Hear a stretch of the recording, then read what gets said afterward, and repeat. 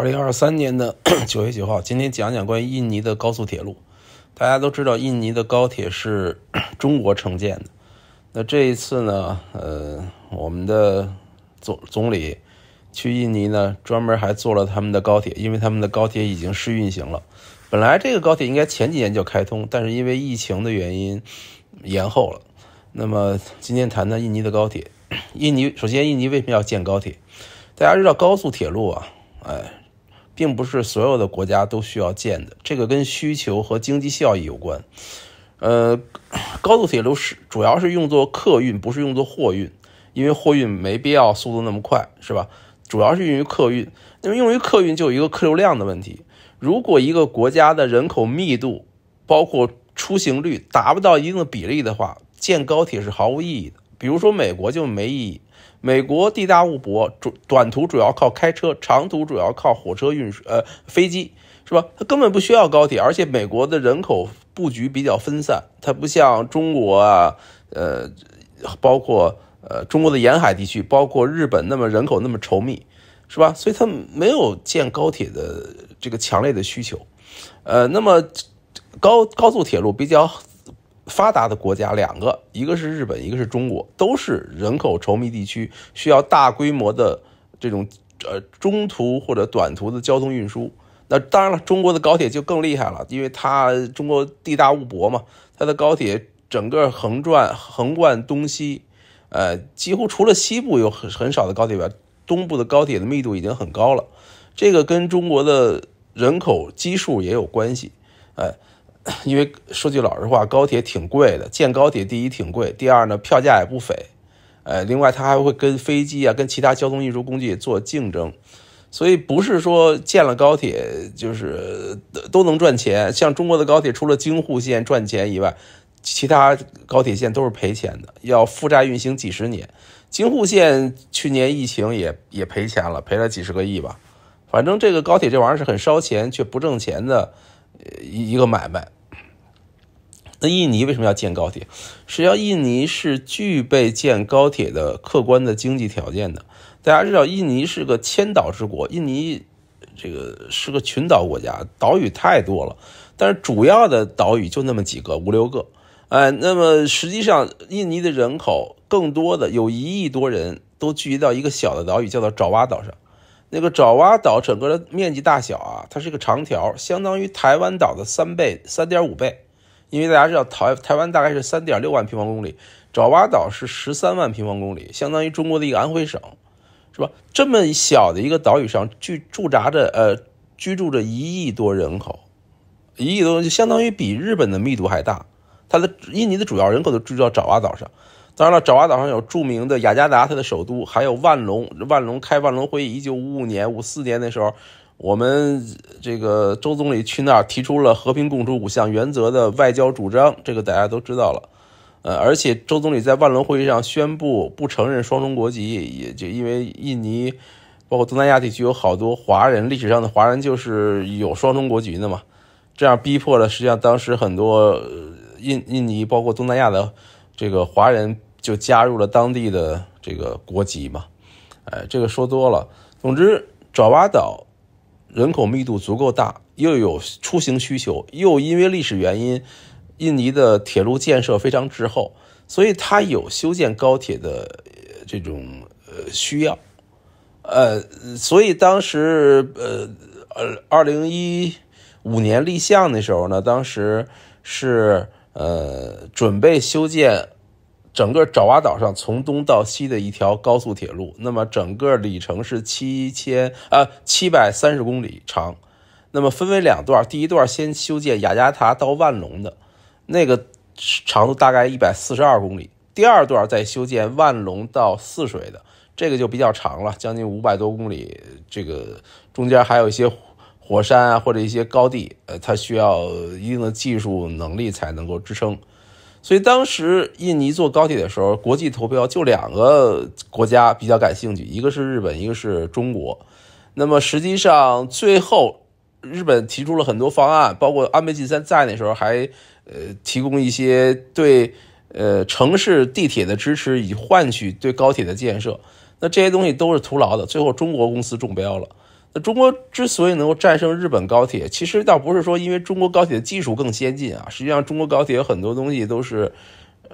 买来的德国和日本的专利。那中国高铁的能够中标最重要的原因是融资条件，因为这个项目总共投资最后是70多亿美元，70多亿美元，而且只是一期就投资70多亿美元，就是142公里。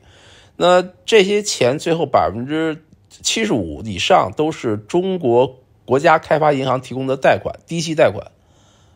因为而且这个贷款最后要40年才能盈利，40年这建成40年通车，先别想盈利的问题了。这个给印尼国家也造成了巨大的这种经济负担，因为它是国家预算嘛。所以有些人说“一带一路”呢，也会造成了这种发展中国家的这种叫经济陷阱，因为它要贷款，就是建很多“一带一路”的设施。但是这些设施的经济效益却不佳，你看中国高铁都赔钱，那印尼高铁能挣钱吗？而且印尼是东南亚国家地区中经济比较滞后的国家。大家知道，东南亚国家经济比较好的，像文莱啊，像新加坡，这个毫无疑问了。就算比较差的是吧？比较中间的马来西亚人均的 GDP 已经达到了，如果按照 PPP 按照购买力评价计算，已经达到了13000美元。是吧？印尼的 GDP 按 PPP 价格计算才是5000多美元，是吧？不到马来西亚的一半。所以印尼实际上是个穷国，实际上是一个不是很富裕，所以建高铁对他来说负担比较大。虽然说在爪哇岛上1亿多人，确实需要一个这个大动脉，高速铁路，而且它人流量够，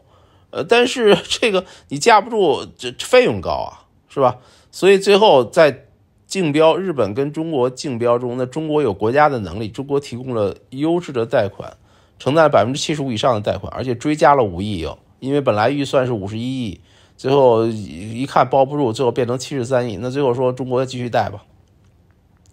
所以这个怎么说呢？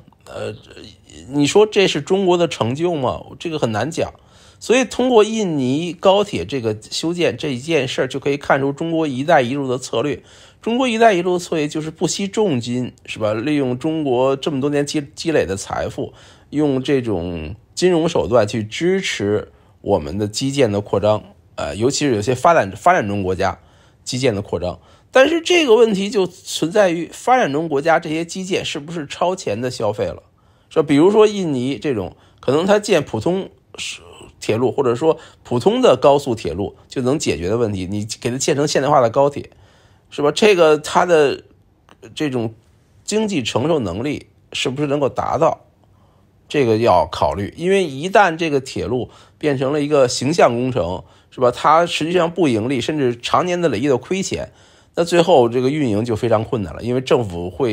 就会加重政府的财政困难。因为它常年要补贴嘛，中国高铁就是常年在补贴嘛，中国铁路总公司欠了多少万亿的这种贷款嘛，这种负债嘛，所以这些发展中国家，一带一路发展国家，他们能不能承受基建造成的这种财政的压力，而且多年财政压力，这个就是一个问号。那么中国不可能说所有的东西无偿的嘛，即便是低息贷款，中国实际上也是有偿的嘛，那这些贷款中国能不能收回来？是吧？尤其是在中美对抗的新的时代，中国的创汇能力，中国的这种国际市场中赚钱的能力都在下降。这种情况下，我们支撑不住中国的这种援外，或者说这种疯狂的资本和基建的输出，这个都是值得打一个问号的问题。所以前两天9月几号，那我们的总理去乘坐了他们试运营的印尼高铁，是吧？挺稳，因为它就是按照中国的标准建设的。那这个东西，这只是1期工程，那2期工程的钱还没地方找呢，是吧？这肯定还需要中国的资本的这种投入。那这个两个国家还得，我估计啊，还得重新商量，因为情况有所变化，所以通过这个事儿，就是说我也自己也在想，这一带一路的再往下进行，怎么进行下去，是吧？中国疯狂的